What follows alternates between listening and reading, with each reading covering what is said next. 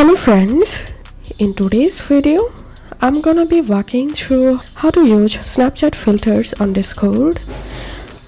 So first of all, open a new tab and type Snapchat camera and click on Snap Camera. Once you're here, click on download, scroll down, check this option and fix this recapture, and now you can download the Snap Camera software for your Mac or for your PC. So download the software from here, and then here you will get this Snap Camera software. So all you have to need, just install this software on your computer and now launch the software, and from here you can search for a particular filter or lens by using this search box.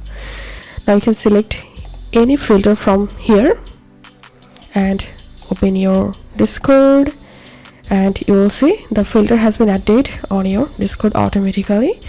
So that's how you can do it. If this video helped you, give a thumbs up and please consider subscribe to how to do it. Thank you for watching.